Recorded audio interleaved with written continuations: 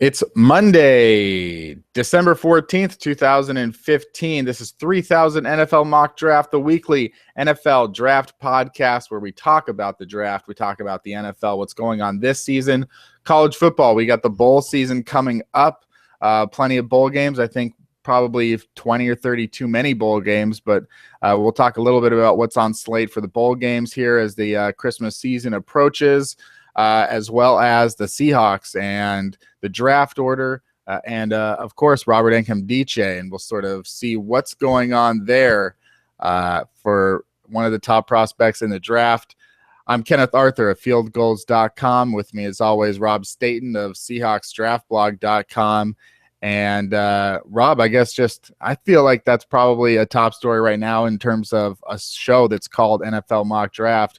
So Robert Nkemdiche, first story coming out, is guy falls 4 stories and you're starting to wonder, is this guy still alive? Second story coming out that there was some sort of marijuana involved. It's sort of similar to the USC story with the safety 1 or 2 years ago. How exactly is this going to hurt Robert Nkemdiche moving forward towards the draft? Well, it's the kind of thing that teams are going to want to look at. And, it's a really strange story that you supposedly, I think, broke through a window or something and then was sort of balancing outside of a hotel and then fell. And the only injury he seems to have are cuts from the glass in the window. There was a report suggesting that there was marijuana involved. I don't think it's the first time that's been the case with him. So teams are going to look into this and they're going to really want to do their homework. I mean, the thing with him is that he is a little bit like Jadeveon Clowney, and his college career. I mean, when he committed to Ole Miss, everybody said that he was going to be like Clowney, who would not enter the NFL at that point, that he was this physical freak and that he was going to dominate the SEC. And then it hasn't really happened to the extent everybody expected. So his production hasn't been great. He has had some good games where he hasn't recorded sacks, and sacks aren't everything. So you've kind of got two things there. The off-field concerns that people are going to look at, the lack of production, the fact that Clowney has not really done anything at the next level, despite the fact that he plays on a defensive line with J.J. Watt. And teams are going to look at this and they're going to really want to do their homework. There are safer prospects in this draft than Robert Nkemdiche, but he is such a physical talent that somebody you would imagine at some point in the first round is going to be very interested in him. But look what happened to Randy Gregory last year. I mean, everybody thought he was going to go in the top 15, and he ends up lasting until the middle of the second round and going to Dallas. So somewhere in between Randy Gregory and Jadeveon Clowney, where would you sort of place Robert Nkemdiche? Yeah, he's right there. I mean, he's got kind of like the same issues Gregory had a very, very serious issue that he needed to sort of seek some help with. It totally destroyed his stock. And he was legitimately, this time last year, people were saying that he could go in the top 10. And he was kind of like that rangy linebacker who did a really good job with the blitz, could play in either scheme. So, teams were thinking that we were expecting teams to think he would go very early, and he lasted because of the character concerns. Now, if they find that their issues are on any kind of that level with Gregory, then yeah, he's going to fall possibly even out the first round. I'd be surprised if they're quite as serious as what Gregory had. But it is that concern about, whether his production matches up to the talent there, whether he wants this badly enough, because that seems to be the issue with Jadeveon Clowney. He could be, as good as J.J. Watt. If he wanted to be one of the best defensive ends in the NFL, he could do it. And yet he isn't. And why is that? Is it because of the desire? Is he happy just to be the number one pick, to earn the money he's earning, spend 4 years in the league and then bomb out? And that is the concern with him. And I guess teams will share some of that concern with Nkemdiche as well. Speaking of Clowney, I know that I didn't really pay that much attention. As the season goes on, you kind of start to forget to look at it. It was more interesting in the beginning what he played. And then, I am seeing now that, he had his first 2-sack game last night against the Patriots. He's got 4.5 sacks in his last 6 games. His tackle numbers aren't bad, 25 solo tackles, 10 assists. And it looks like maybe he's getting more snaps as the season goes on. So potentially there's something going on there with Jadeveon Clowney if he can stay healthy. Would you say that? Well, he had a better. I saw the game last night. I watched it this morning, and he definitely had a better game. I think that New England's offensive line is one of the worst. You know, as Seattle's line has steadily improved over the season, New England's has kind of gradually got worse. So they also put. I mean, there was one snap, Kenny, where I think they put 5 guys on JJ Watt. I mean, they just shifted the entire line towards Watt. Yeah. And allowed Clowney sort of these fantastic one-on-one opportunities against overmatched defensive linemen. So while it did look like a really good sort of stat sheet for Clowney, I don't think teams are going to sort of exaggerate that much towards JJ Watt most weeks. And it's whether or not when he's sort of in a situation where maybe there's just 2 guys on Watt, or if they're just going to match him with 1v1, or they're going to chip him, or they're going to find ways to take him out of a game, can Clowney still have the same impact? Well, you have Nkemdiche in your latest blog before the news came out, going number 4 to the Jaguars. And besides Joey Bosa, it doesn't seem like this is a very strong draft for pass rushers. The next defensive end going DeForest Buckner to the Giants, and then you're falling down further and further as far as just straight up defensive ends go. Maybe some of these linebackers could be pass rushers, but it's not a very strong draft for pass rushers. Would you say that's true? And would you say that helps Robert Nkemdiche regardless? Yeah, I would say that it's not the greatest. I mean, you've got sort of Joey Bosa who's going to go very early. There are 1 or 2 other guys. I don't like the defensive tackle class generally. I think it's poor. And there are sort of some. I mean, you've got someone like Shalik Kalun, who's a defensive end at Michigan State, who's had a better year than he had last year, but still plays pretty soft. Kind of picks his matchups. Had a great game against Ohio State, but in other matchups just hasn't looked very good. And sort of like a lot of guys like that who could go in sort of rounds 2 or 3, or maybe even just nip into the late first. You've got Ogbar at Oklahoma State who could get into the bottom end of round 1. You've got others as well. Lawson at Clemson, who's big and powerful, but a team's going to see him as a first round guy, or is he going to be more of a second round guy? So there are players there, but I just think that one thing that will help Nkemdiche, like you say, is that it's not great. And while we're sort of comparing him to all these different types of players, another player that he kind of could end up sort of emulating a little bit is someone like Ziggy Ansah, who at BYU looked incredibly raw, didn't have the production, had a great combine, went in the top 5. And it's taken him a year to sort of really get there with Detroit, but now looks like one of the better pass rushers in the league. So maybe Nkemdiche can sort of convince teams that he's got that similar type of potential. If he has a great combine, then it's funny how teams, and it's easy to forget that Randy Gregory's pre-draft sort of schedule was not great. So he wasn't sort of showing that explosive athleticism to make people kind of forget about some of the off-field issues. If Nkemdiche can go to the combine, really impressed, do a good job in interviews, then he's got a chance to sort of repair his stock a little bit. It's interesting when you're trying to think about who the best pass rushers in the NFL are and who has the most sacks. Obviously, J.J. Watt came to mind. He didn't have any sacks last night. We talked about Ansah and we talked about Clowney, catching up a little bit with 2 sacks last night. But suddenly, with 5 sacks yesterday, one of the first 5 sacks games in a while, it's a rare thing to see. Khalil Mack, 24 years old, Raiders, 5th overall pick last year.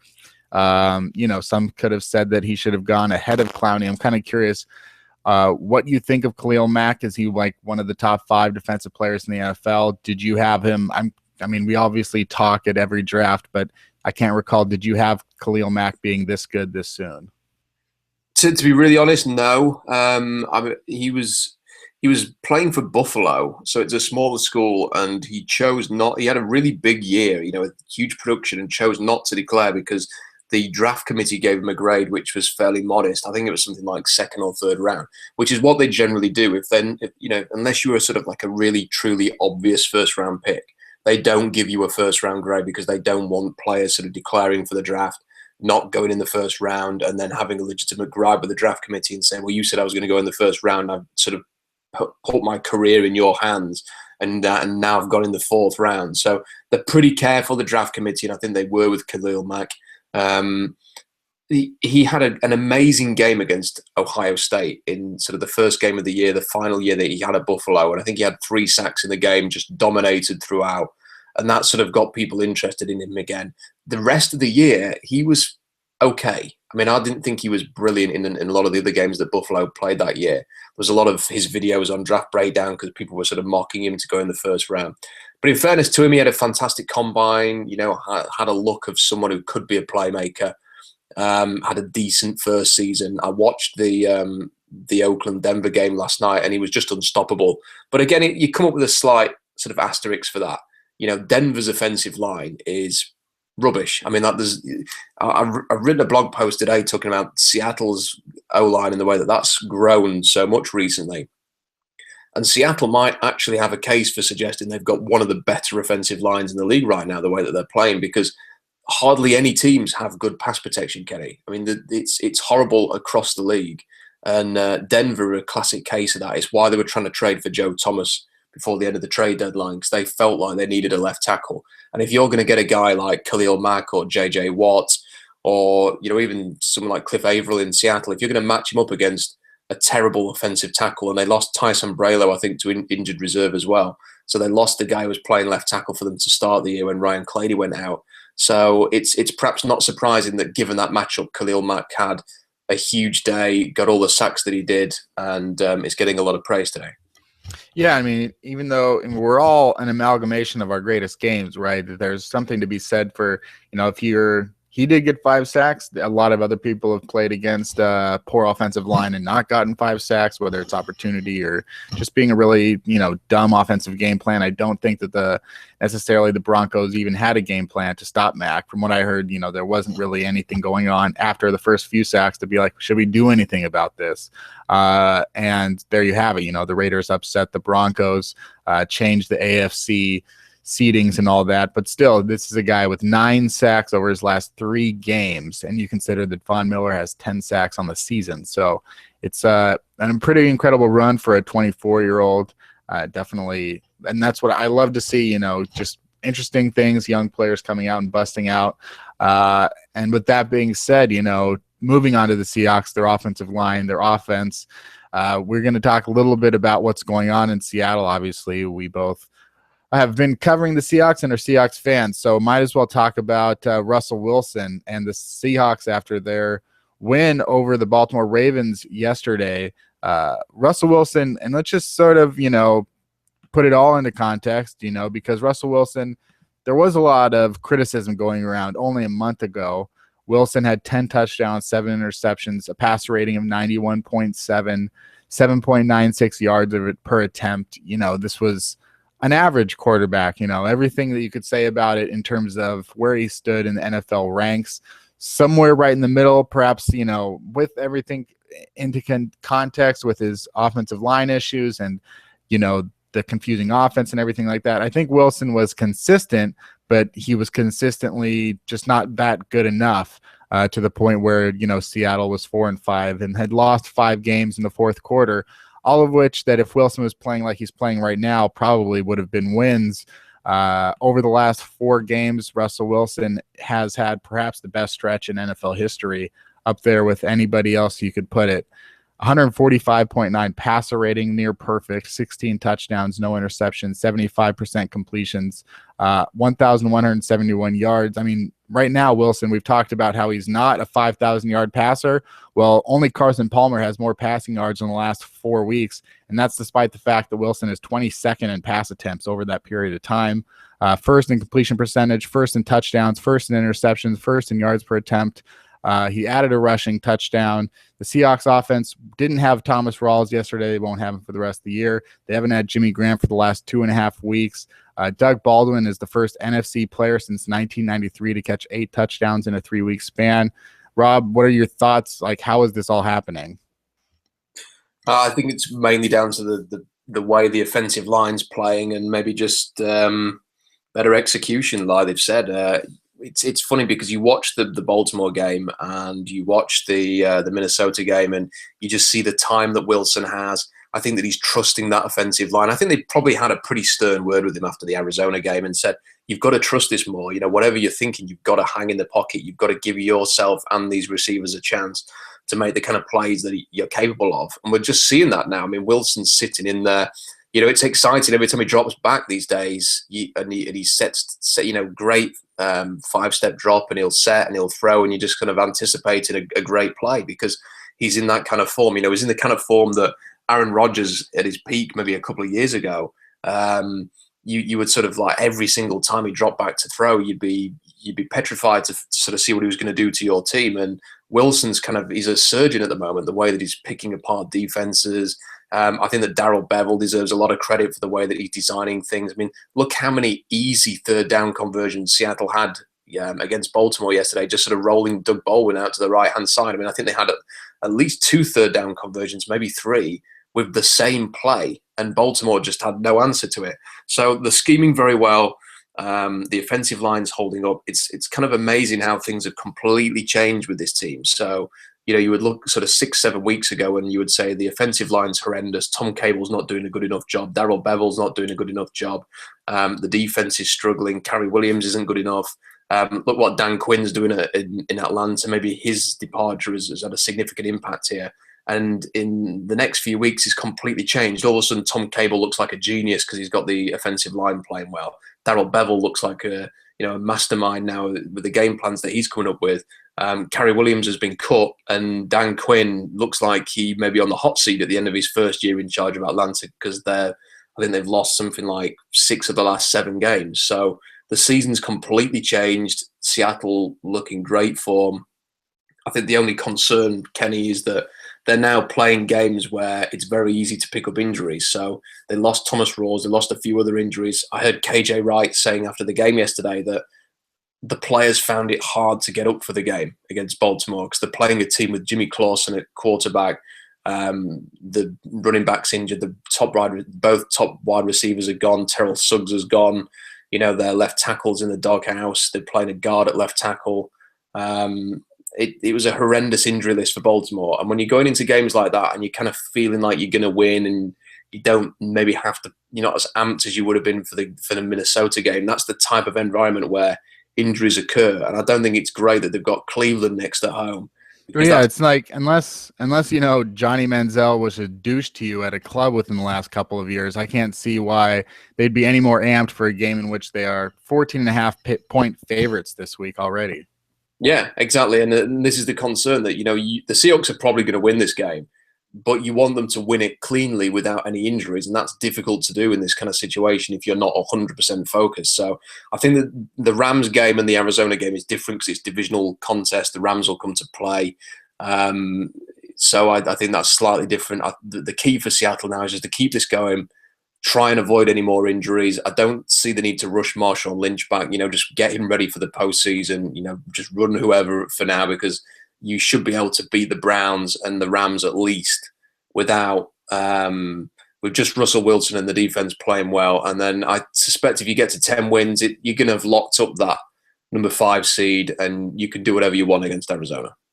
And if you can sort of set the injuries aside for a moment, I know it's hard. It felt very deflating to hear about Thomas Rawls, though. Reports this morning seem to be mixed from positive to negative, but for the most part, it's not the worst case scenario, it seems like, for Rawls. But if you can set aside Rawls and Jimmy Graham for a moment, I mean, is this the most fun you've ever had watching the Seahawks play? No, I think that the most fun I think was still 2012, just because it was sort of Russell Wilson was the rookie at the time, and you kind of for the first time felt that this was a team that could really do something. After 2 years where they went 7-9, this looked like a contender that was emerging, and that was kind of exciting. And you also wondered how far they could go that year, and when they hammered everybody to end the year, and then they beat Washington pretty comfortably in the first round of the playoffs. And then just watching that comeback from Russell Wilson. And even though they lost the Atlanta game, the way that they came back with Wilson just made things very exciting. And even when they lost that game, I think that most people, as disappointed as they were to have lost, just felt like, this was a team that was destined to win a Super Bowl, and to come back and do it the following year. It's probably never going to get better than that. But it feels like 2012, doesn't it? There's a lot of similarities to be made. It does, but there's also that level of expectation now, which perhaps wasn't there in 2012. So if they were to, for example, beat Washington again in the first round of the playoffs, you would expect it rather than enjoy the win.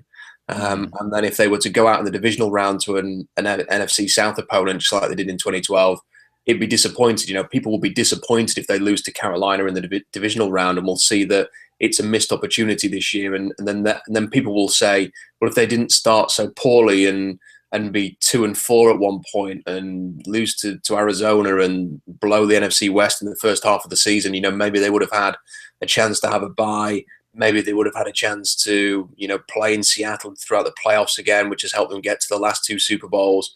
And maybe people will look at it as a missed opportunity. So, there's a bit more expectation, a bit more pressure. And look, this is a team now that any year they don't get to the Super Bowl, it's going to be a disappointment. I mean, it is tough when you really, there's a lot of games you could point to right now and say, if only, but certainly it's hard to say that anything carried more gravity than losing to the Cardinals at home. If they hadn't lost that game, the Seahawks would be 9-4 and the Cardinals would be 10-3. And then basically the Seahawks would still have the division fate in their hands, that they could win that last game. And basically if they win out, they would have had taken the NFC West. And that seems like something that they had been doing, at least last year they did that. And it's not going to happen this year at all, pretty much barring a miracle. So it's not going to be the division. It definitely is going to be a similar path to 2012, including, at Washington or Philadelphia or New York, followed by at probably Carolina. And I don't know if that's something to intimidate me, but we get that in a little bit. But I do want to get a couple of these notes here still with the Seahawks. And I guess we'd start with the most pressing thing, which is obviously being the injury to Thomas Rawls, being the fact that there is no timetable for Marshawn Lynch. I think at this point, everybody is hopeful that once the Seahawks clinch a playoff spot, especially that 5 seed, that Lynch would be able to play in the playoffs and make things seem semi-normal again with Lynch back. It seems odd to be saying at this point that things would seem almost less normal with Lynch instead of Thomas Rawls. But when with the Seahawks, even though it should be, they shouldn't have issues regardless of running back in the next 2 weeks. What do you think about Bryce Brown and DeJuan Harris? These might be guys that you knew a little bit more about in their your earlier days, in their draftable days. What are your thoughts in terms of Brown and Harris? I thought Harris was surprisingly disappointing because there was a lot of wasted movement in the backfield. When you watch sort of some of the highlights from in Green Bay, he seemed like a very decisive runner. He did make some plays for Green Bay and before he went to Minnesota, and you felt like he was somebody who was getting an opportunity here. I mean, he fumbled the ball against Baltimore as well, gave away a chance to get some points in the red zone. So yeah, I think that he was disappointing, and I'm not surprised that they're now looking around. I know that Bryce Brown, it seems like he's going to come in. I suspect what they will do is they may bring some other guys in for a workout, and then they'll just open it up and sort of make a decision on what they want to do. So even if Bryce Brown comes in this week, I wouldn't automatically assume that he's going to come in and start running the ball as the starter, because let's not forget that they had an opening there to bring a running back in, and they didn't sign Brown. They signed Harris instead.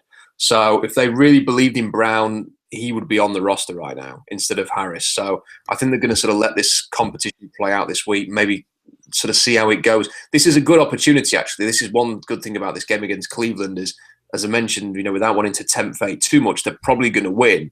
So, you can maybe even hold that open competition. Let's see between Brown and Jackson and Harris, who's going to sort of step up here, win this competition, get the start against St. Louis, get the start potentially against Arizona. And then if Marshawn Lynch still isn't available for the first week of the playoffs, maybe even start against the NFC East opponent as well. It could be as serious as that. So, have an open competition. There's lots of good options out there, but they've gone seemingly with Brown, Harris, and Jackson to try and find some kind of solution for a few weeks. And the Browns placing Joe Hayden on injured reserve today, so they get a little bit weaker as well.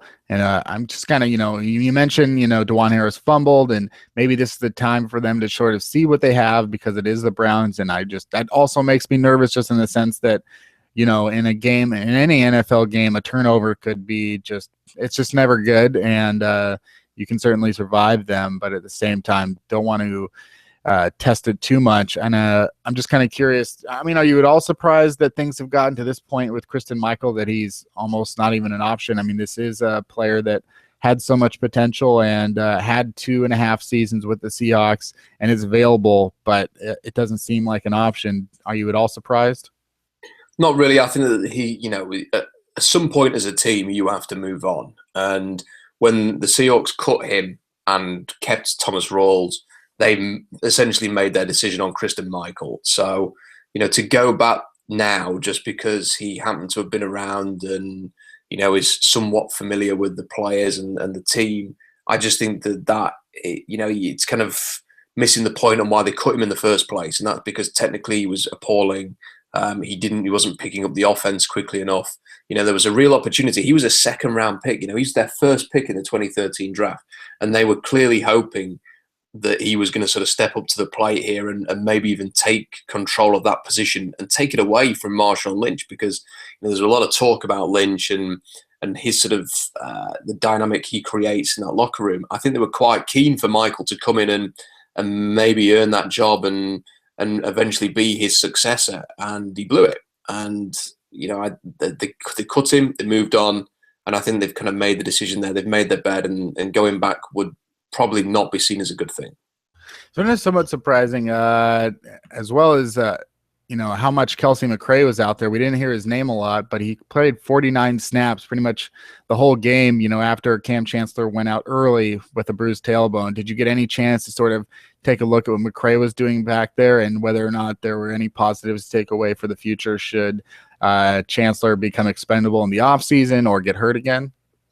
It was hard to sort of judge the performance because I thought that Baltimore just offered very little. I know that they made some plays down the field, but they were all kind of contested. In fairness to the Baltimore receivers, they had a really good game. So even when Clausen, there was a couple of throws where Clausen was under real pressure and just sort of threw it up there, and they were coming down and they were making the contested catches over Deshaun Shed, who wasn't healthy, and making plays. So I think you give Baltimore some credit. On the back end, though, I mean, Kelsey McRae, if he was standing in for Cam Chancellor, a lot of what he was doing was probably in the run game, and it was just producing nothing because the defensive line, Seattle just dominated.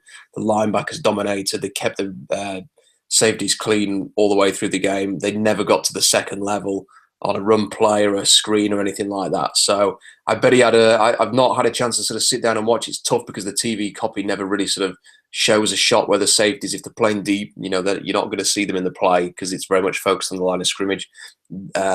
Maybe there's an opportunity to look at the All-22 because they do supply it on Game Pass over here in England. So maybe something to look out for, but I think he probably had a pretty quiet game. One other game to definitely take a note of is Tyler Lockett. I mean, this guy is now firmly one of the starting receivers. You can call it a 1-2-3. It doesn't matter.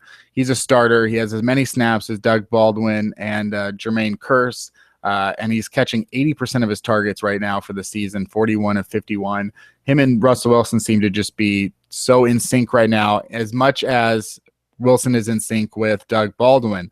His numbers when throwing to those two receivers over the last 4 weeks is just bananas, unlike anything you'd ever seen with Golden Tate. And it's not about whether or not Lockett is as good or better than Golden Tate, but just how much that relationship right now between Lockett and Wilson is on point. And this was a guy, obviously, we talked a lot about during the draft, after the draft. What was he going to be as a kick returner? What was he going to be as a punt returner? And, how long it would take for him to get up to a speed as a receiver. 194 yards over the last 2 weeks, 4 touchdowns over the last 4 games. Really, over the last 4 weeks, playing like a quote-unquote 1,000-yard receiver. Can you are you shocked that Tyler Lockett at week 14 of his rookie season is, and by the way, I think it was PFF or something like that said right now the top rookie receiver, when all things are folded into the mix, including special teams, the top rookie receiver ahead of Amari Cooper, ahead of anybody else. Are you at all surprised? It's not really a surprise, just because when we watched him at Kansas State, I mean, he was technically superb. His ability to sort of get open with a little double move, sort of feign a route, downfield, and then to cut back and return, back to the quarterback and get the ball. his shiftiness in the open field and the way that he competed for passes. I mean, there was a game there may even have been 2 games against Oklahoma where he was sort of a downfield threat constantly. You know, they were taking shots, Kansas State, and they were making plays because Tyler Lockett was going up against bigger, taller cornerbacks and coming down with the ball. He's got a really sort of thick lower body, even though he's a smaller receiver. Sort of thick, powerful lower body enables him to sort of get up and go and catch the ball. You know, there were 1 or 2 drops as well in college, but, you know, he's kind of avoided that so far at the next level. And just watching the combination of great route running and speed and downfield threat, and just is complementing so well, you know, Jermaine Kearse, who is more of a possession style, and Doug Baldwin, who's great across the middle, running crossing routes and, you know, being a slot guy who can also get downfield as well. You know, it's a great complement, and they need Tyler Lockett, because one thing they really lacked at the end of last year was the threat that Paul Richardson offered when he got injured against the Rams, and they didn't have him in the postseason. And, you know, there's kind of 2 factors. I think if they'd have had Richardson in the Super Bowl, and if they'd had Cliff Averill healthy for the whole of the second half, they'd probably win that game going away. But because they didn't have that, because they were trying to find ways to win on offense, because it wasn't the great day running the ball, they had to feature Chris Matthews. I think if they'd have just had, you know, those 2 guys healthy, I think it would have been a pretty comfortable win in the end against the Patriots, but it wasn't to be. And now having Lockett in there, especially with Richardson out again, it's going to be vital. Just wrapping up, you know, the Seahawks as a whole, I think, you know, Russell Wilson is the clear guy that everyone's focused on, because over the last 4 games, he's doing things that quarterbacks have never done. It's historically incredible, and it's especially amazing, you know, for a guy that was a 3rd-round pick a few years ago, that is considered too short and all that kind of stuff. Very interesting to see, obviously, where he's come from and what he's doing right now, especially, you know, he's throwing to guys that are playing out of their minds. Can they sustain it? Is Doug Baldwin transcendent to any other team right now? Here he is, 2nd in the league in touchdowns. I thought it was interesting, you know, that the Seahawks even promoted, hey, vote for Doug Baldwin for the Pro Bowl on Twitter today. And I'm just like, yeah, that does make sense, but I just can't believe that we're talking about it, especially when, you know, he had 3 touchdowns only a few weeks ago, and now he's got 11 touchdowns. So it's been a pretty incredible run. And you look at the guys that aren't, you know, Russell Wilson, that are playing well right now, like Frank Clark, who was in for most of the game on Sunday against Baltimore. Atiba Rubin, who Pete Carroll said is playing better 3-tech than anyone on the team right now, and we don't say his name ever. Atiba Rubin playing well right now. Bruce Irvin, you know, what is he going to be able? Is he going to be able to come back? Is he going to go to Atlanta? Is he going to go somewhere else? The future there. How much better are they playing with Jeremy Lane and Deshaun Shedd now instead of Kerry Williams? There's just, you know, so much interesting stuff going on. Anthony McCoy made his return to the Seahawks after so many years of being broken. So it's quite interesting to see what is happening with the Seahawks. But a lot of the focus, as was alluded to earlier by Rob, was this offensive line that did not allow a sack yesterday. They've only allowed how many sacks? 7 sacks, did you say, over the last 7 sacks in the last 6 games. 6 games, 7 sacks. Everything seems to be flowing on offense. Russell Okung, free agent. Justin Brett, right guard, he's supposed to still be around. Center, Patrick Lewis, as he finally earned the trust to not be taken out of the job over the offseason. Right guard, J.R. Sweezy, free agent. Right tackle, Gary Gilliam, is he prepared for the left tackle? This week on Seahawks Draft Blog, Rob, you talk about that it's now as critical as ever to keep Russell Okung and J.R. Sweezy. Do you see that being a concern in terms of, do you think it's possible that it won't happen? And if it does happen, you know, are we taking 3 steps backwards, despite how much we were ragging on the offensive line for so much of the year? I kind of think there's 2 sort of dynamics at play here. One is to sort of understand the philosophy that Seattle has taken. They seem like a team that is very sort of tuned into what they want to do, what they want to sort of their approach to personnel. So one thing they've sort of clearly done over the last few years is that they've shifted their attention from sort of high draft picks, you know, building an offensive line, making that the sort of the most important thing, to sort of trusting Tom Cable to sort of train guys up, you know, taking guys like Christian Sokoli and keeping him on the roster all year with a view to potentially one day being a center or a guard. Doing the same with Mark Glowinski, and sort of really sort of gambling on guys with incredible athleticism who can be coached up and then turned into sort of clones of J.R. Sweezy. And for that reason, it sort of makes me wonder whether or not with Russell Okung, they've got a very athletic right tackle in Gary Gilliam, who seems to be getting stronger. He's got the size and the mobility that you would look for in a left tackle. And they've got him pretty cheap for, I think, at least another couple of years. So you could move him over towards left tackle and save a lot of money there. And then you could technically draft a right tackle at any point in rounds 1, 2, or 3. I mean, there's guys that are going to go in round 1. There's guys that could easily fit in a right tackle who are going to go in rounds 2 and 3 as well. So that's one possibility. But the other way I look at it is that why would you sort of mess with what is happening right now? Look at how well Russell Wilson is playing behind this offensive line. He's playing as well as any quarterback in the NFL. He's finally getting a clean pocket. Having messed around for the first 6 or 7 games of the season and had to go through some really intense growing pains in this offensive line. Are you now prepared to sort of enter the 2016 season having maybe the same problems with Gary Gilliam or a rookie having to learn the left tackle position and then having to get another right tackle into play as well? I mean, that to me is sort of a recipe for another slow start next year. You're going to have, if you trade or cut Marshawn Lynch, which seems like is going to happen in the offseason, if you move on from Marshawn, you're going to have around $35 million in cap space to spend, which is going to be within sort of the top 10 teams in the league. There's not many teams with that much money to spend.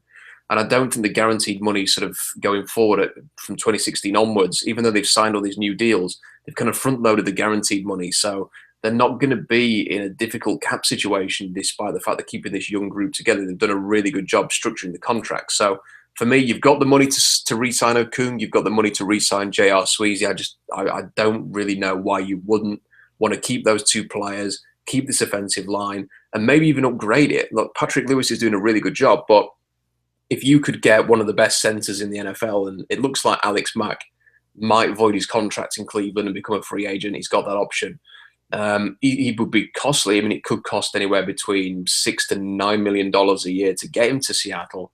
But again, if you're going to make the current line even better and just secure that thing for the next sort of 3 or 4 years during Seattle's championship window, and give Russell Wilson a chance to be, a legitimate MVP candidate going forward if he's playing as well as he is with a great offensive line, then why wouldn't you want to do that? And why wouldn't you want to spend a bit more money on that unit as opposed to sort of trying to save money and drafting, athletic guys? Well, do you think that the Seahawks front office and Pete Carroll even care about getting a better offensive line? I mean, if you look at their history, it's, they've gone to the last 2 Super Bowls. They've won one of them. They almost won the other. They didn't have a great offensive line at that point. And then they took that from where they were when people already said they were sort of weak in that area, got rid of their Pro Bowl center. And then in the draft, they drafted 3 offensive linemen with the first 5 picks, but still when most people thought that their first pick would be an offensive lineman, the first they took Frank Clark, and then they took Tyler Lockett. And then the next 3 guys, obviously none of them have played this year. So I'm not necessarily even sure that even if it is, say, the right move or the whatever kind of move it is, there isn't much of a history since really, I think, maybe they still feel jaded that they didn't get enough out of James Carpenter or John Moffitt. It doesn't seem to me like the Seahawks they might be interested in keeping and retaining Okung and Sweezy, but it seems like maybe they haven't shown as many tendencies in the last couple of years of upgrading. Would you say? Yeah, I think that's the great point, because they haven't. I mean, they've been quite happy to sort of say, we're going to pump a load of finance into keeping the defense together. We're going to go out and get outside players like Percy Harvin and Jimmy Graham to sort of accent, an explosive passing game. And yet none of that really sort of combined to produce a great team at the start of this season. And the one thing that's kind of like changed everything, it seems, is the fact that this offensive line is playing better. And when you watch the Baltimore game and you see Russell Wilson playing in, one of the cleanest pockets you'll see all year against banged up Baltimore defense, but one that has been, limiting the damage on defense as well. It's still pretty well coached.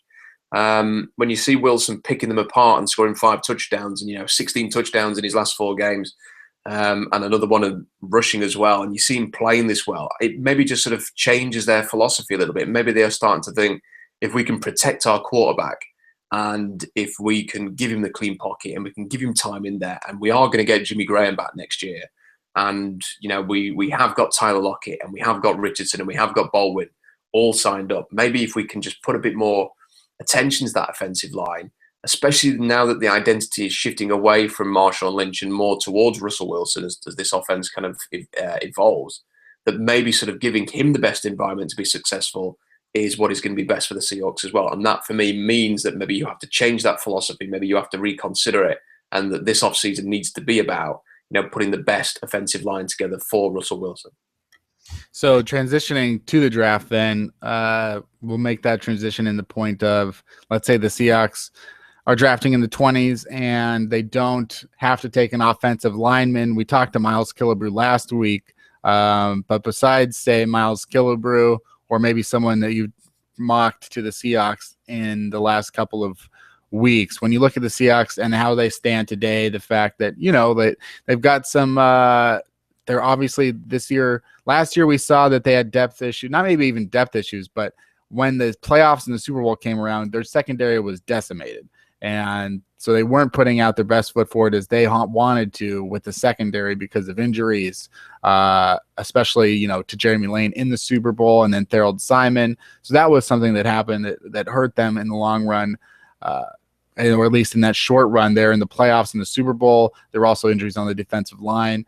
Now it's at running back where they're going with guys that they're just signing off the street to start at running back.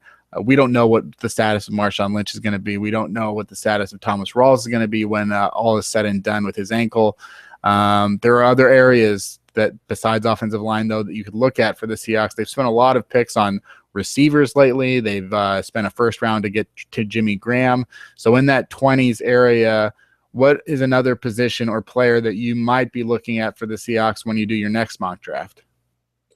Well, I think Bruce Irvin's a really interesting case because they chose not to take the fifth year of his contract in the last offseason, which would have paid him about $7 million to be with the Seahawks in 2016. Now, Bruce Irvin's probably on the open market. It's a safe sort of estimation that he's probably going to get an average of $7 to $8 million a year on the open market, and the teams will be willing to pay that for a guy who can play 3-4 or 4-3. And has got some sort of playmaking quality to him, whether it's sacks, picks, coverage ability. You could easily see him in Atlanta. He's from Atlanta. Dan Quinn knows him, and they still need to improve their pass rush. So that makes a lot of sense. And they've got the cap room to do it. Atlanta, they've not got as much as Seattle, but they've got about, I think, $19 million or something like that.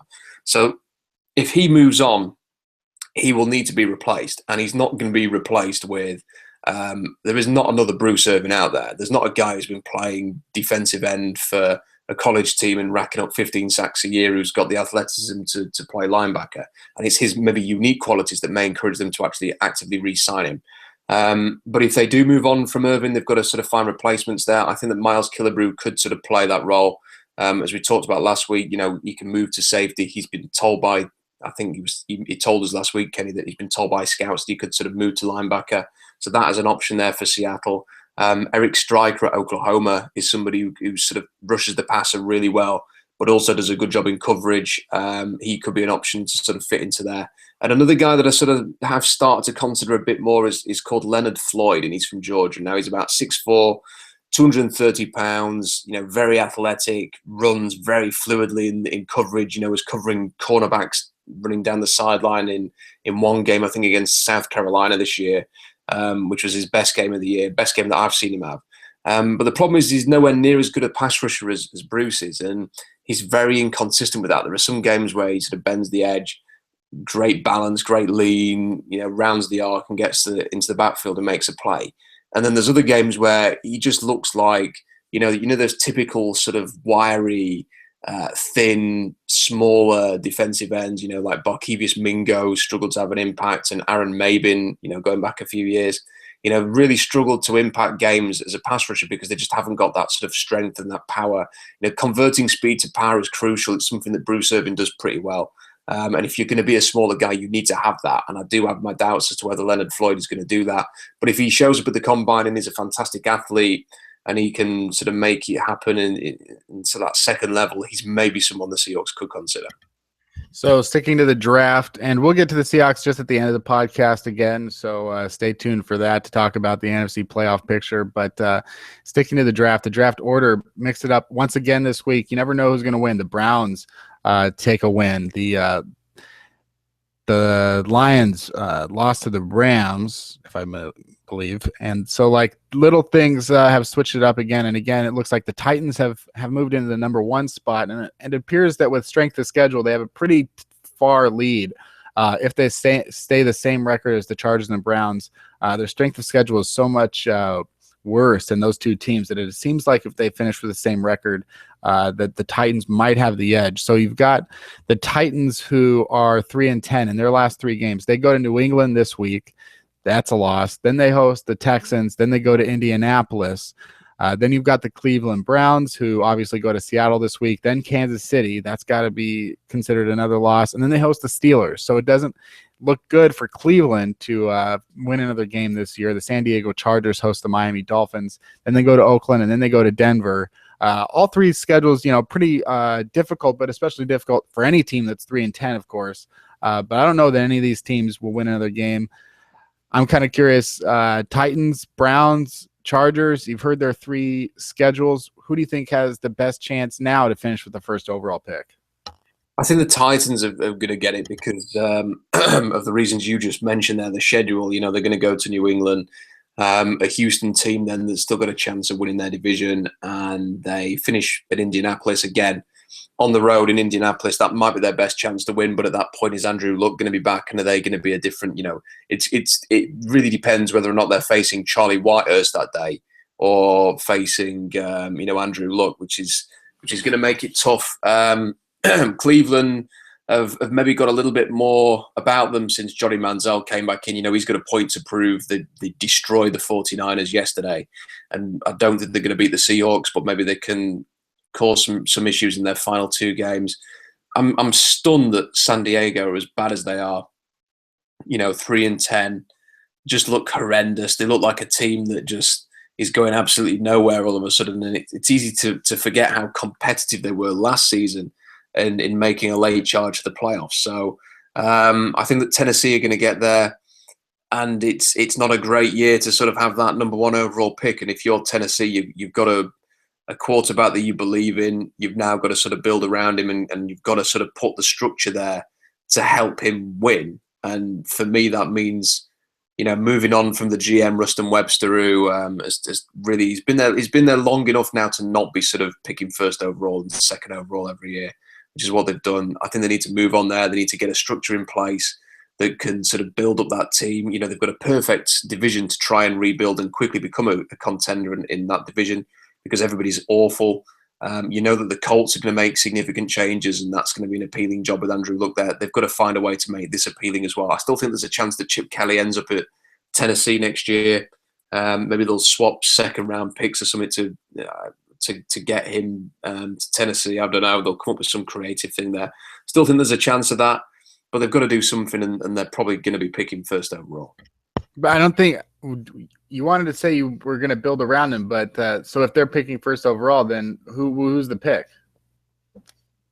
Well, this is the tough thing, because when you look at them defensively, I was surprised when I did the last mock draft to learn that Tennessee's actually amongst the league leaders in sacks. Mm-hmm. I don't know exactly what the stats are, but when I was looking there, I think they were sort of in the top 5 for sacks. So pressure is not really an issue for them. It's where maybe you sort of look at Laramie Tunsil and say, okay, we've got a left tackle who's doing a great job for us in Taylor Lewan, but is bookending the tackles and sort of having a really good offensive line something you want to do? It'd be hard to justify going with the receiver first overall, but you've got limited options there. So do you sort of take Joey Bosa, for example, or a Jalen Smith or somebody like that, and just not really go anywhere on offense? Or do you sort of say, well, do you know what? We'll make the offensive line a strength, and we'll have Laramie Tunsil and Taylor Lewan, two of the best best offensive tackles in the league, and at least have something that we can hang our hat on and maybe try and run the ball. Yeah, you've dropped Laquan Treadwell to 10, and you dropped Corey Coleman all the way to 16 when you were talking about him before, maybe as a top 5 pick. What's the big concern with dropping Corey Coleman this week? I'm just a little bit surprised that his production totally dropped off when the quarterback went out. So Baylor lost their quarterback. The backup came in, and Coleman's production just disappeared. Now, I thought he was good enough to sort of survive that, and that you could just feed him the ball and he would make plays regardless of who the quarterback was. And he really didn't. I mean, his production, and the worst thing is, Kenny, is that there was like other receivers who were having 100-yard games, and Coleman was just completely out of it. It was like teams were just taking him away, and they couldn't get him the ball. So I just sort of countered sort of my feeling on him. You know, I want to see his combine workout. I still think there's a possibility there. I mean, people forget that Tavon Austin was being considered as a late first round, sort of early second round pick before the combine. And it was after the combine that everybody moved him up in towards the top 10. So I want to see how Coleman works out. I sort of dropped him a little bit. Still think he's got that potential to go very early, but you know, I need to sort of see that raw athleticism from him now that I thought I saw on tape, because the sort of the last 5 or 6 games of his season were pretty disappointing.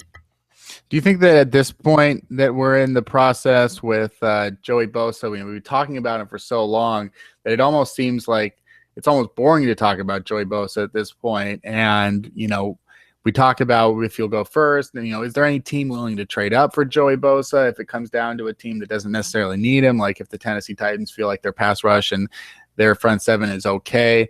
Do you think that at this point, maybe you're more excited about the prospects of Jalen Smith than you are about Bosa? Yeah, I love Jalen Smith, and the great thing about Smith is that I think that Bosa's got, you know, more impact potential, you know, in terms of winning games. So Bosa could be, you know, a Robert Quinn style pass rusher for me, who could, you know, get up to 15, 20 sacks in the right team. And if you could sort of pair him with another great defensive lineman, then, you know, he could be a real threat. And there are some teams, you know, San Diego has got some pieces on their sort of defensive front where he could fit in there, but I think that San Diego is going to focus on offensive line. You know, Jacksonville's got Dante Fowler. You know, could you bookend those two guys together and, you know, next year have a really good pass rush? You know, there are teams that could really benefit from having Joey Bosa. You know, he's a really strong player. But Jalen Smith is the kind of player that, while he won't necessarily win games on his own, he could easily be, you know, a defensive captain for you. I'm not going to say that he's like Luke Kuechly, because he's a very different player, but, you know, he's got insane athleticism. He can play any position at linebacker. He's just sort of like is a guy you can trust. You just plug him in there, and he's going to be a good player for you for the first 4 or 5 years of his contract. You're going to sign him up to an extension, and he's just going to have a really, really solid career. Maybe not have huge sacks and tackle for a loss and interceptions, but, you know, he's going to have a really good career for you. Is there a team picking in the top 10 as of right now, or around the top 10? Is there a team that you see and a need that they have and a particular prospect that, when you think about those two things coming together, that prospect and that team, that, you know, we could say it's Rob's best fits? So where exactly would be one thing where you're like, these two things together would be an incredible thing to see? I think that the easy answer would be sort of San Diego and one of sort of the top 2 offensive tackles. So for me, that's Laramie Tunsil and Sean Coleman. I know other people disagree on Coleman, or at least haven't watched him yet, but I think that San Diego's offensive line is horrendous. They need a left tackle. They need to draft somebody who can play that role. They can't have Phillip Rivers in sort of the twilight of his career playing behind a line that is so bad. You know, Melvin Gordon can't get anything going behind what is a pathetic offensive line. So the perfect fit would be for them to have an opportunity to draft either Tunsil or Coleman very early in the first round. And one other thing is an interesting fit is you've got the Saints taking Paxton Lynch. This is, of course, you know, contingent on a whole lot of things happening. You know, what's going on with Sean Payton, what's going on with the cap situation, what are they going to do about Drew Brees? The Saints are, you know, the worst defense in the NFL, one of the worst defenses we've ever seen. And a lot of the reasons for that is that they can't afford to make it any better. This draft will be really their biggest opportunity since 2006 to improve themselves through the draft. That was the last time they were this horrendous. And now, Drew Brees is almost a decade older than that. He's got, the $30 million cap hit, and they need to do something to improve themselves. And at the same token, some people would say that if New Orleans is making money, if they're, getting on national TV because Drew Brees can throw for 7 touchdowns in a game still, why would you do anything to harm that? You might be more happy with a quarterback for the next few years than you are with, say, a better team. But you do have Paxton Lynch being a selection for the Saints. And if that were to happen, do you see Paxton Lynch in a similar vein to a guy like Drew Brees? Do you see him as a completely different quarterback? Just how good do you think Paxton Lynch could be if he was with the Saints? So sort of the thinking with the Saints is that Drew Brees, as you mentioned, has got a 30 million cap hit next year, and they can save 20 million of it just by moving on. So, they've got horrendous cap problems in New Orleans. They are trying to just sort of unload anybody they've signed to a new deal because the GM doesn't know what he's doing.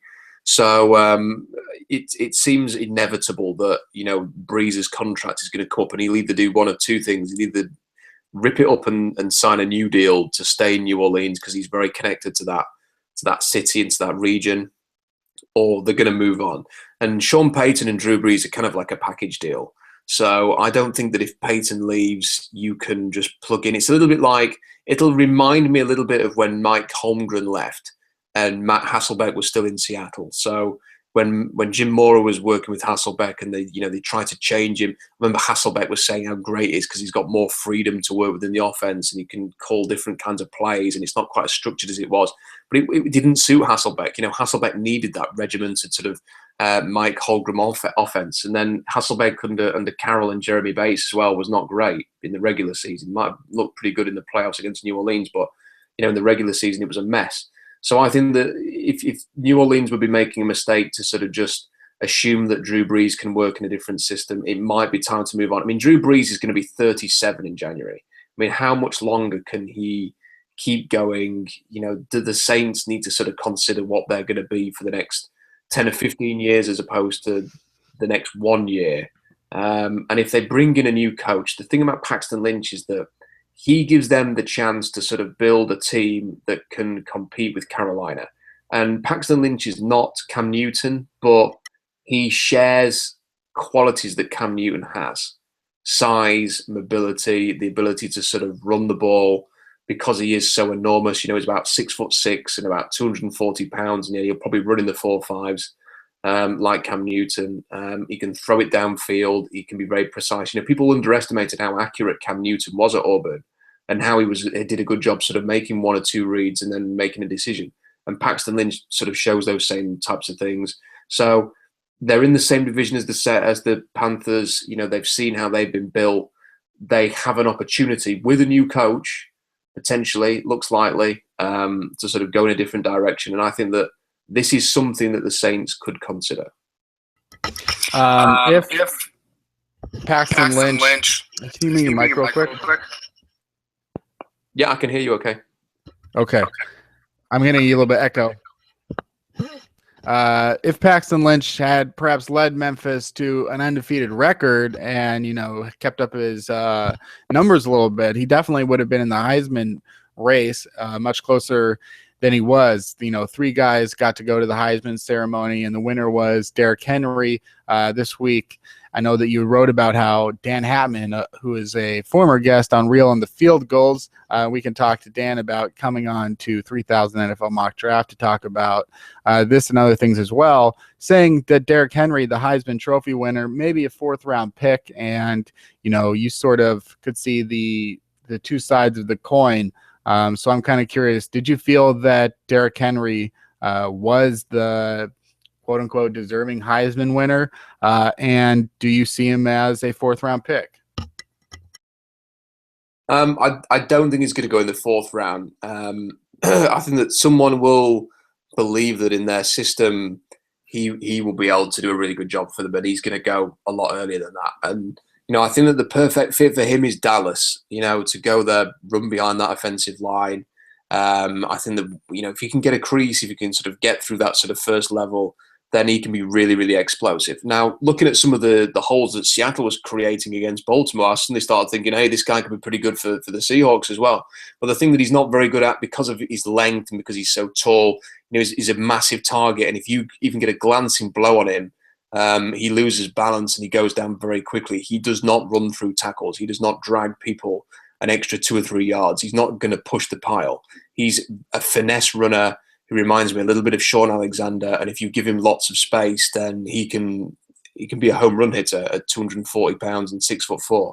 But what he isn't is sort of a Marshawn Lynch, Eddie Lacy style running back. And I think people mistake that he is because of his size. So, I think that he's going to probably go in the second round. I think that'd be a pretty safe projection. Of course, he can, if he runs in a 4.4s at the combine, then who knows where he's going to go. As for whether he should have won the Heisman, I mean, I personally wanted Christian McCaffrey to win it just because I think what he's achieved, there's no sort of standout candidate this year. The best player in college football for me is Leonard Fournette. This doesn't seem to be an award that goes to the best player in college football. It goes to the player on the best team who did the most. So Derrick Henry, I can understand. I personally think that Alabama are the best team in the country, better than Clemson. So I can understand why he has won it. But I think that what Christian McCaffrey achieved, the all-purpose yards, his ability as a receiver, a running back, a kick returner, the way that I think that he dragged Stanford into contention after a tough opening loss in the first week where they looked very average. I felt that he perhaps deserved it, but I understand why Henry won it. Yeah, that was the interesting point that I had been thinking about when Henry won or whatever. Because I mean, obviously, I paid more attention this year because of the podcast, and I got to see more what was going on. I think that maybe in some way, Christian McCaffrey demonstrates more of what it is to be the Heisman in the sense that the Stanford Cardinal wasn't putting out a lot of great players that we could necessarily point to, and yet we're still up playing at a high level. And I saw one tweet out there, I think on Friday night or Saturday night, whenever the Heisman was announced, that had said that it wasn't that Derrick Henry hadn't had a great season, it's that someone has a great season that it has the exact same numbers as Henry every year, and they don't even finish in the top 3 in the Heisman voting. I forget who it was every year, but he had gone back to the last 4 years. Kadeem Carey of Arizona being one example, but his numbers were pretty much identical. One of the things that I wrote about this week that's on sportsonearth.com today was about A.J. McCarron, and it was about why A.J. McCarron, was a 4th-round pick or the 5th-round pick for the Bengals. He'll be starting for Cincinnati probably for the rest of the year. And it's because when you look at him coming out of Alabama, now there were a number of reasons which you can get into, but one of the things is, Alabama has 15 first-round picks at any given time on their roster. He played with Derrick Henry for a season. He played with T.J. Yeldon. He played with, Trent Richardson. He played with the other Alabama, Eddie Lacy. He played with Amari Cooper. I mean, he was playing with some of the best players, 5 offensive linemen that went the first couple of rounds.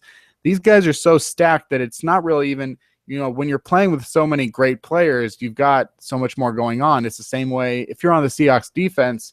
If you're Byron Maxwell, your numbers are going to get inflated a little bit in the same way that even a guy like Richard Sherman, he's going to look like a better player next to Earl Thomas, but they're still great players. That being said, is Derrick Henry a Heisman Trophy in the sense that is he the guy that's willing the Alabama Crimson Tide to another national championship without Derrick Henry? Are they going to go to the national championship? Probably. I don't know who their freshman running back is. You can tell me, but I'm sure that he'll be a Heisman candidate someday.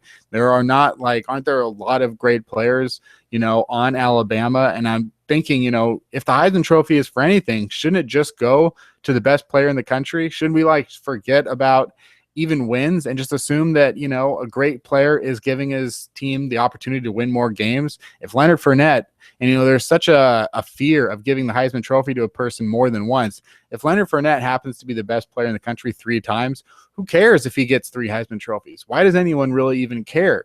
I don't understand what's the fear of, one player being that dominating. If anything, doesn't it bring more attention to the sport? Isn't it better for LSU if you know that they've got one of the greatest football players in college football history? I didn't necessarily, I'm not like a Tebow supporter, but Tim Tebow to me, a perfect example of a Heisman Trophy winner. He, to me, with that Florida team, even if they were talented, was the reason that they were winning all those games with the incredible, unique things that he could do on the field that don't translate to the NFL, but still for best player in college football, that to me seems like that's a Heisman Trophy winner.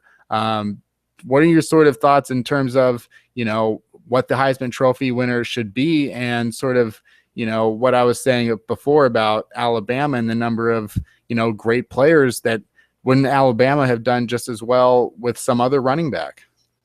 I totally agree with you. I think the problem is that none of the awards with college football make any sense at all. I mean, it's like they were decided in pre-season for the most part. The Heisman should be for the best player, and it annoys me that it has to be, it seems, a running back or a quarterback every single year. For example, after the 2009 college season, it was pretty clear that Ndamukong Suh was the best player in college football, and he actually got a Heisman invite. I think he was actually amongst the finalists there, but had absolutely zero chance of winning it because there'll have been I can't remember who won it that year, but there'll have been a running back who ran for 2,000 yards, probably maybe been Mark Ingram, for example, who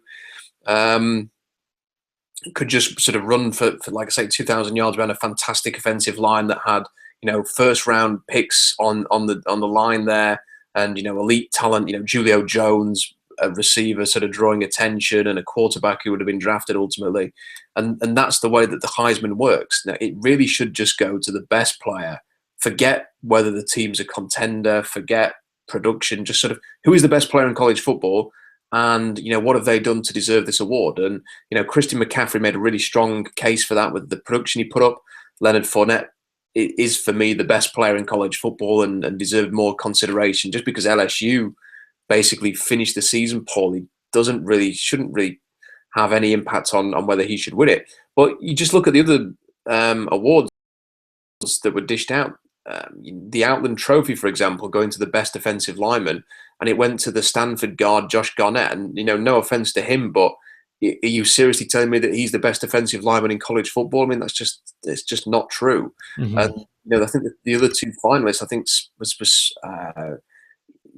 the other two finalists, I can't remember who the other two were. I want to say that someone like Spencer Drango was in the final.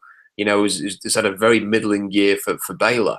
It seemed like, again, it was a decision that was made in preseason based on who you kind of like, maybe they looked at walterfootball.com to see who was going to get drafted in the first 2 rounds and decided they were going to win the Outland Trophy this year. I don't get the award. The only one that really is done properly is the Biletnikoff. But that's easy because it's kind of easier to judge wide receivers. But then wide receivers never seem to be able to win the Heisman Trophy because of the fact that they have the Biletnikoff Award. So it's pretty confusing, and I kind of hate the way that the Heisman Trophy has gone. Yeah, and I mean, you look at the last time, probably, I'm assuming, I'm really 100% sure, but the last time a wide receiver won the award being Charles Woodson, he was playing all of those positions. Anything that was not a running back or a quarterback, the last time being Charles Woodson or Desmond Howard, those kinds of players. And isn't that what shouldn't it be what you remember from that season in college football? Shouldn't it be the guy that was like, I will always remember, the way that Leonard Fournette just dominated as a true sophomore for a team, that may have lost 3 games or 4 games or whatever they lost, but that was what's dominating. And Suh in 2009 finished 4th. Mark Ingram, you were right, of Alabama, finished 1st. Toby Gerhart was 2nd, and Colt McCoy was 3rd. Do you remember anything about Colt McCoy in 2009 for Texas? I mean, I do, because at the time Seattle was. If I remember fondly with Colt McCoy, because I hated Colt McCoy as a prospect. I thought he's kind of, his whole family was fairly entitled. He was incredibly wealthy. His brother was at Texas as well. he sort of assumed that he was going to go very, very early. There was sort of all this talk about him going in the first round, and yet nothing about his skill set said first round. He had a weak arm. He was mobile, but not, a running quarterback. Wasn't very accurate. Had a very poor final year for Texas. He had sort of day 3 pick written all over him. And yet Tim Ruskell was the Seahawks GM during the 2009 season. And what did Tim Ruskell like more than anything else? Character, and by that he means like no off-field issues whatsoever. He liked 4-year starters who'd been seniors at big programs like Texas. And he basically, Tim Tebow and Colt McCoy screamed Tim Ruskell. And I remember being pretty concerned that they were going to end up sort of leading the Seahawks going forward. Thankfully, they appointed John Schneider and Pete Carroll to make the decisions instead. So Colt McCoy didn't end up going to Seattle. He ended up with Mike Holmgren, I think, in Cleveland instead. And there was a lot of talk that Holmgren had a conversation about coming back to Seattle to be some kind of like GM or to do the role that he did in Cleveland. And it makes you just wonder, doesn't it, that if Holmgren had been in Seattle instead of Carroll and Schneider, there's every chance that Colt McCoy could have been the Seahawks quarterback and they never would have drafted Russell Wilson. Terrifying. I mean, they never, obviously, I think they would have had Russell Wilson. That's for sure. It was the biggest move in Seahawks history is Lewicki, obviously firing, moving on from Jim Moore after 1 year and bringing in Carroll and Schneider. That'll never be, I think that's undisputable at this point, what's happened in the last 5 years. There was a guy in the 2009 Heisman Trophy voting that finished 10th that the Seahawks did draft. Do you know who that is? In what year was that? So the 2009 Heisman Trophy winner, or Heisman Trophy, this guy finished 10th and the Seahawks drafted him. Golden Tate? Correct. He did. 2 first place votes. And I don't know how that happened. What are these? No offense to Golden Tate, but why are people throwing away their votes? I saw that in 2010, Owen Marichek of Stanford got 3 first place votes and finished 10th in the Heisman Trophy voting. So I don't know. I guess, someone like Skip Holtz must have a Heisman vote, and I'm guessing that he just sort of looked at Notre Dame's best player and said he'll do. Maybe his son had a vote as well and did the same thing. I'm not sure. Perhaps. So that's college football. I think probably we're going to push once again to next week, the bowl season, finishing off with the Seahawks and sort of the NFC playoff picture, because the NFC playoff picture is all but set. The only thing really up for grabs right now is the NFC East. The Giants play on Monday Night Football as we record this. It hasn't yet begun. It doesn't really matter. Someone between the Eagles, the Redskins, and the Giants are gonna win the NFC East and host a playoff game. The Packers and the Vikings, it looks very unlikely that the Vikings would have the talent to catch up to the Packers. They have to go to Green Bay in Week 17. They already sort of blew their shot at that when they lost to Green Bay by a lot at home. Carolina is going to most likely get the 1 seed this weekend. Cardinals 2 seed, Packers 3 seed, and the Seahawks look all but set to get the 5 seed, meaning to go to the NFC East. I'm curious if we went bout for bout. The Seahawks in round 1, Philadelphia, Washington, New York. Which of those 3 do you think would be the best for them?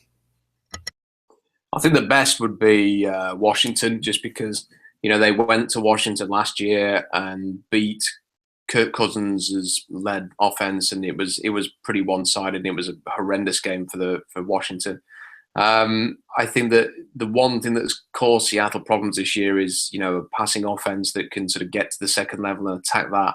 Eli Manning's pretty good at doing that. They've got Odell Beckham, who gave Richard Sherman a really tough game last year as a rookie. And, I wouldn't want to go to New York and have to face Eli, who has won 2 Super Bowls. Let's not forget. And I think you mentioned you had the great quote last week, Kenny, which is, Tom Coughlin's kind of attitude is, I'm going to get fired. I better go and win another Super Bowl. So, I'd like to avoid the Giants if possible. So hopefully the Dolphins will win tonight.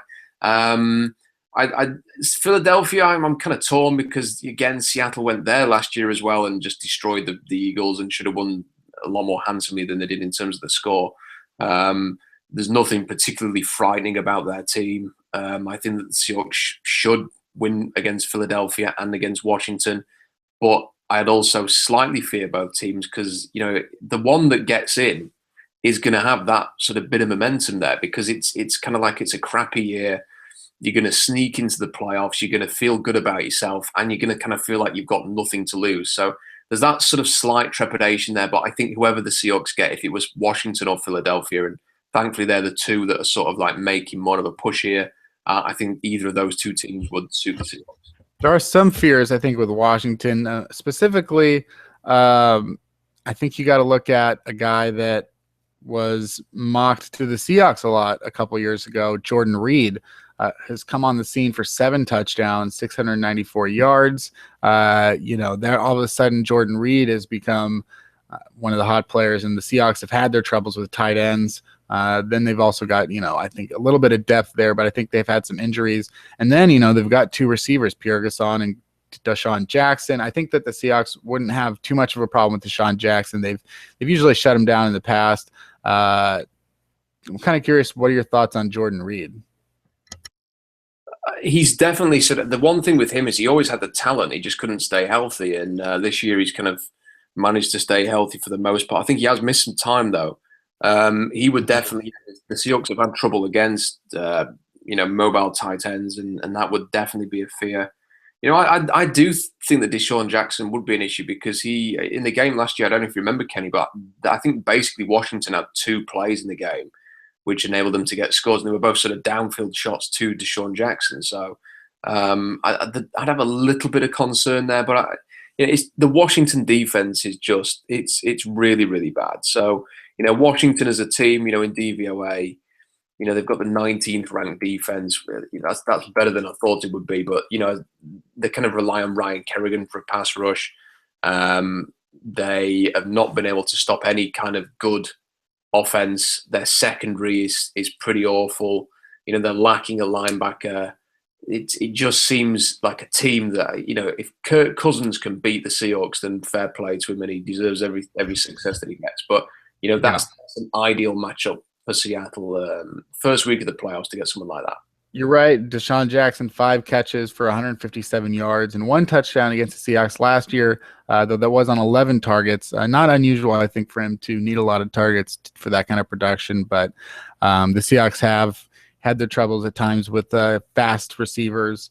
We'll see how that sort of thing goes on. But certainly at no point is there any team in the NFC East that the Seahawks shouldn't beat. If they get beat in the playoffs on the road to an NFC East team, then they just didn't bring their best game, and you're going to lose to anyone under those circumstances. So certainly anybody that it is.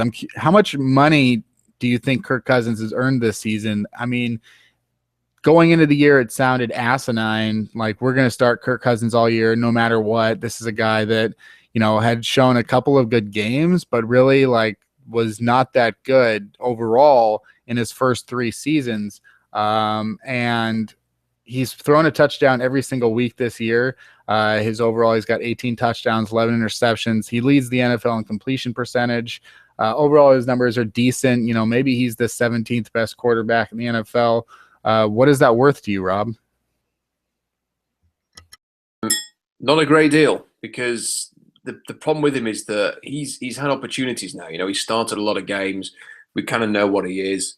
And it's a tough one for Washington because on the one hand, you'd rather keep him. I mean, you don't want to lose the guy. You finally started to have some kind of a settled offense there. You would rather have him be your starter next year, but you don't want to pay him sort of huge money to be there, and that is a real tough one for Washington because you're kind of stuck in no man's land because you're either going to overpay or you're going to lose the guy.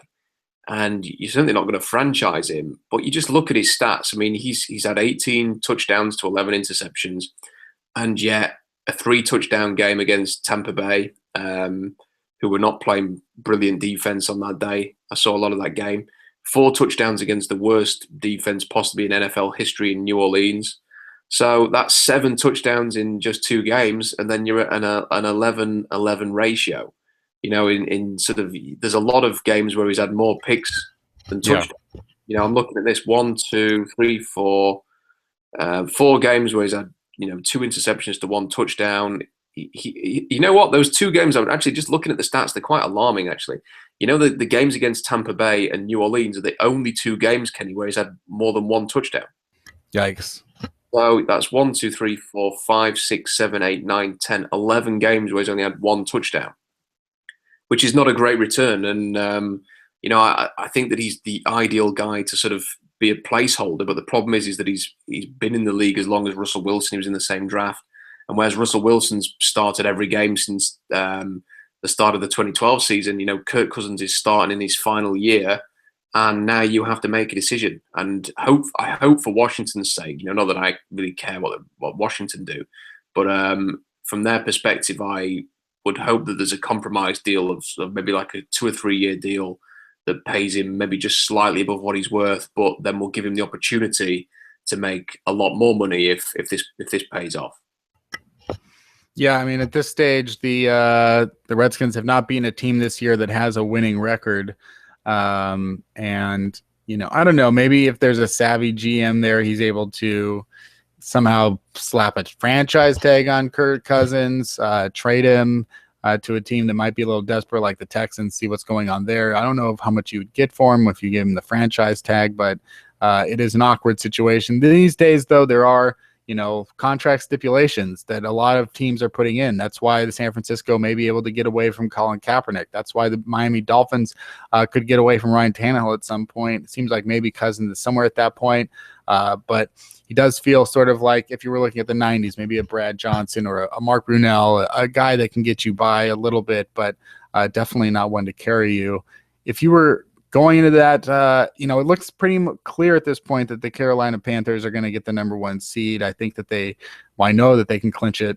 I think that they can clinch it this week. If they got their 14th win, the Cardinals could still finish 14-2. I'm not sure off the top of my head who would get the tiebreaker there. I'm assuming it's Carolina, but let's say that the Panthers get the number 1 seed. If the Seahawks win in round 1, it's almost certain that they would go to Carolina unless the Vikings get the Packers in Green Bay, which does not seem likely. In that case, they would go to Arizona. Between Carolina and Arizona, which team do you think presents the bigger challenge for Seattle?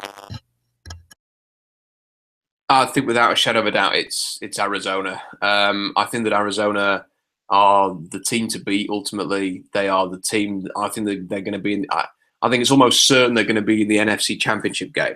I think you're right that Carolina will get the number 1 seed. Arizona will be sitting there in the divisional round off the back of a bye where they will probably play Green Bay. And I don't give Green Bay any chance of, even though they've got Aaron Rodgers, I just cannot imagine the Packers winning on the road. They're a soft team on the road. They've even in the weekend against Dallas, they didn't look particularly sharp. I could see Arizona winning that game comfortably and getting to the NFC Championship, and then it's just who are they going to face? If you were going to sit here as a neutral and you didn't want to tempt fate, you would say that it would be Carolina against Seattle to decide who would face Arizona, and then may the best team win. I think that it's Arizona definitely the team that is going to give, for example, the Seahawks the biggest challenge, because we've seen what Carson Palmer did to the defense. He found a way to sort of pick apart that cover 3 and the deep safety, and had a massive day. If the Seahawks can avoid some of the mistakes they made in that game, when they were sort of 19 zip down in no time at all and had a mountain to climb, if they can avoid the mistakes, limit the damage, limit Arizona to field goals, then they've got a real chance, especially with Wilson playing the way that he is. But definitely, I would be more fearful of playing Arizona than Carolina. But I like the Seahawks. I like the fact that maybe even the Seahawks are going on the road. I think that there'd be more pressure on Seattle in Seattle to sort of beat Arizona. And I think Arizona would kind of like that sort of underdog tag. I think they had it a few weeks ago and they kind of like thrived on that.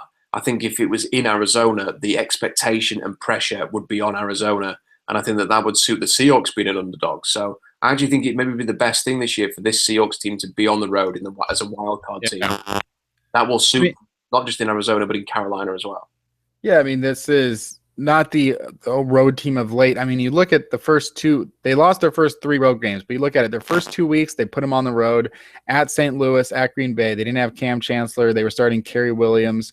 They were still starting Drew Nowak at center. There was a lot of things that have changed from then to now that are much different. And I think you still look at it and you say St. Louis Rams, they should have won that game. They had the lead. They fell down on the critical play. That was a game that I'm sure they'd like to have back. Week 2 at Green Bay. Obviously, Green Bay pulled away pretty good in the fourth quarter, but up until that point, playing, again, shorthanded, they still hung in there. And I think, again, Green Bay, as they've shown over the last month and a half, 2 months, are not a very strong team. And then their third loss, overtime, the Bengals in Cincinnati, a team that had started out 8-0, probably the most balanced team in the NFL when they had Andy Dalton, and they had a 17-point lead in the fourth quarter. They lost in overtime. They, fell apart on the critical throw to a tight end once again. And then you take their last 4 road games, and they've given up 3 points, 12 points, 7 points, and 6 points. They've just absolutely gone out in their last 2 road games and won 73-13. They don't seem to have an issue on the road this year. Teams go on the road and win the Super Bowl more often than you would think. The Giants did it. The Packers did it. Other teams have done it. To go out on the road 3 times to get to the Super Bowl, it's not ideal. What's that? Did the Steelers do it in when they beat 2005 against, so the Steelers did it. I mean, it happened. And I think, there are comparisons to be made. I think when the Football Outsiders DVOA rankings come out tomorrow, the Seahawks are going to be ranked first. They were ranked first in weighted DVOA last week. They were just a few percentage points behind the Bengals, who lost this week to the Steelers.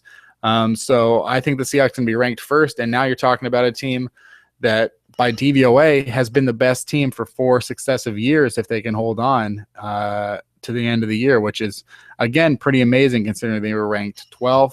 They a couple 3 or 4 weeks ago before this run started, just before the Cardinals game. So at the bye week, they were 12th in DVOA, and they're just, again, on fire in the second half. Road doesn't seem to be that big of a concern. And Carolina, as much as people want to talk about their 13-0 record, a lot of those people seem to be situated in the south east of the country where Carolina is. I think a lot of other people do not see the Panthers. This is really about the weakest 13-0 team you could think of, which is to say, they're 13-0 and they've got a very talented team. But maybe they're closer to maybe a 10-3 team. Maybe they're closer to a team that, like the Denver Broncos or the Patriots, those 2 teams might be a little bit better than the Carolina Panthers. What do you think about the Carolina Panthers, and what do you think about Cam Newton? Do you think that Cam Newton is sort of, do you see him from the time that he was at Auburn to his first 4 years in Carolina? Do you just see Cam Newton as a guy that is going to be a Super Bowl champion? I think it's hard. It's still. I mean, to go back to sort of the Auburn question. When he was at Auburn, not to sort of, I've got a lot of things wrong over there. I thought that Von Miller was going to be a bust. So there are definitely things that I've got wrong over the years. But I remember sort of saying I was one of the first to say this guy's going to be the number 1 overall pick. And when he was at Auburn, he was just obvious. I mean, he was standing in the pocket, and he was throwing it, into really tight windows. People wanted to say that he was a 1-read quarterback, and yet he was very clearly going, read 1, read 2, coming back to read 1, going to his check down. He was doing all the things that you want to see from a quarterback. He willed Auburn to that national title. His come from behind victory in Alabama was his Heisman moment. I remember saying that he could be sort of like Kobe Bryant of the NFL. He could be a classic point guard who just sort of dominates and is the heart and soul of a team. And, in many respects, that is what he has become. And, he's kind of, with the least sort of, whatever you want to sort of say about his on-field performance and how it might be slightly overrated, they seem to feed off his kind of energy and charisma and personality, that team. They are essentially the Carolina Cam Newtons. So, can he win a Super Bowl? Yeah, I mean, he can. He will have they've got everything that you would need to win one. They've got a quarterback who can throw it. They've got a running game. They've got a terrific defense. That is what wins championships ultimately. And if they got to the Super Bowl, then I would think that they got a very good chance of winning it. But I still have. I mean, there's just something about Cam that if you were to ask me what can I picture more clearly in my mind, is it Cam Newton smiling, holding a Lombardi trophy, or is it Cam Newton sat on a bench with a towel over his head as they're losing a divisional playoff game? I think it's the losing with the towel on his head. Yeah, I think it's interesting to sort of see what's happening with the Panthers and Cam Newton. I don't think that, I think that yesterday against the Falcons, one of the worst teams in the league right now, just completely falling apart, on fire. Atlanta Falcons don't have a very good secondary, perhaps one of the worst secondaries from what I saw in the game yesterday. And I can't fault him for doing what was in front of him, which was, take advantage of everything that you have. Russell Wilson is taking advantage when he sees a bad defense too. So, I can't fault him for that. But you're not going to see bad defenses in the playoffs. And that's why I don't think that the Carolina Panthers will make the Super Bowl. And that's why I think that, they're going to have a hard time getting through Arizona. If they face Seattle, I think they're going to have a hard time getting through Seattle. Since that Panthers lost by the Seahawks, they've won 6 of their last 7. Even in that game, they again had the fourth quarter lead. Cam Newton was playing bad for 3 quarters until he finally started figuring out how to throw it at Kerry Williams, and then things started going well. But since that loss to Carolina, they've really, their only loss being to the Arizona Cardinals. And, I would just say in that game, basically came down to Carson Palmer outplaying Russell Wilson, and it'll see what happens when they rematch again in week 17, because I'm sure for the last 4 weeks, Wilson has thought about what he's going to do when he gets another shot at the Cardinals. So, I'm going to look at the fact that the Cardinals, I think Carson Palmer is having, a better season than Newton. And I think that the Cardinals have a very good defense and, better weapons on offense. And that's another, thing to think about when, in terms of comparing quarterbacks and all that. But at the end of the day, the Seahawks are going to have a lot harder time defending Larry Fitzgerald, John Brown, and Malcolm Floyd than they are going to be having defending, Ted Ginn and Greg Olsen maybe, and some of the guys that Carolina has. What's that? Jericho Cotchery and all those stars. Oh, yeah. I mean, no one's saying that Cam Newton has a litany of superstars, but, I still think that the case can be made that whatever it is, Carolina is going to struggle. And if they go 16-0, it could be a very embarrassing day in the divisional playoffs or the NFC Championship.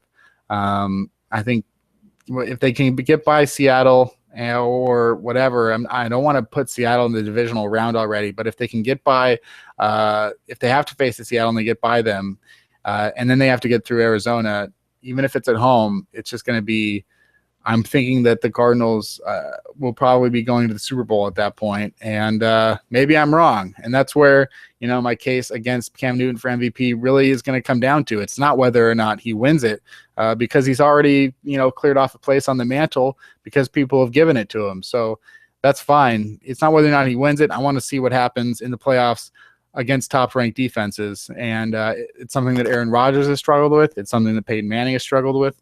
And I think that it's something that the Panthers and Cam Newton will struggle with, but we'll see what happens. These next few weeks aren't going to determine much. The Panthers, and Newton's going to sit most of the last couple of games after they clinch the number 1 seed, as he should. So the Seahawks get the Browns this weekend. It should be a win. Russell Wilson, going for another historic game. Can he put up another passer rating around 140 or better? It would be something unlike we've ever seen in NFL history for a 5-game stretch. Can the defense continue to, shut down another offense? I mean, you're facing Johnny Manziel and Gary Barnidge and, Isaiah Crowell coming off of maybe his best game of his career. Can they shut them down to without a touchdown? They haven't given up a touchdown to an offense since the Pittsburgh Steelers 3 weeks ago. So can they keep that streak going? Lots going on in the NFL, especially with the Seahawks. Rob, any final thoughts? Well, I'll leave you with this thought, Kenny, for the show today. I think that Seattle's chances, the biggest opponent they're going to face in the postseason is themselves. And they put themselves in a hole against Arizona. 19-0. They gave themselves the proverbial mountain to climb, and they came storming back as they always do. But when you're going to give a team a 19-0 head start, it took one drive for Arizona to get back in front and then win the game. Cincinnati, they had the game right there and threw it away, and they should have beaten the Bengals team that was red hot at the time. They should have waltzed out of Cincinnati with a victory. The Carolina game, again, typical classic Seahawks performance, very relaxed watching that, and they blew it. So if Seattle can avoid sort of those mistakes, you can go back to, we're comparing 2015 to 2012. Atlanta, again, gave themselves an almighty hole in the first half with turnovers, mistakes, gave Atlanta, a really good chance to win that game. It took a Russell Wilson comeback to make it close. If they can avoid all of that, if they can play Seahawks football, if they can play mistake-free football as they did at Minnesota, I think it's going to be very tough for any team to stop them getting back to the Super Bowl. But that is a huge if, whether they can avoid those mistakes, particularly on the road against good teams like Carolina and like Arizona or Green Bay. Yeah, I had forgotten that the deficit against Arizona was that bad, 19-0. I mean, the Seahawks are not a team that you ever want to count out. It's been evidenced with their 4-game run since the 4-5 start, the 2-4 start as well. Just never out of the game, never out of the season. Still 3 games left to go. Not going to count the eggs just quite yet. So that's it for 3000 NFL mock draft for this week, post week 14 in the NFL. Gearing up for bowl season. We'll find out what those bowl games are, I swear, on the next episode. Go to fieldgoals.com, SeahawksDraftBlog.com. Subscribe on iTunes to 3000 NFL Mock Draft. Follow on Twitter, Rob Staton, Staton, and Kenneth Arthur S. For more about whatever it is that we have to offer on there. I don't make any promises, but I do promise that there's a lot of hate and vitriol from Carolina Panthers fans as of late, and I don't plan on slowing down anytime soon. I asked this of Seahawks fans today on Twitter in my first poll that I decided to put out there, which of these playoff destinations is the least intimidating? And Carolina wins 45%, the least intimidating, compared to 30% for Arizona and 25% for Green Bay. I don't know. Maybe it's because they're a little bit more familiar with Arizona. I think Green Bay is probably ripe to lose. So that's it for this week, and we'll be back next week to report on the Seahawks, the draft, college football, and a whole lot more.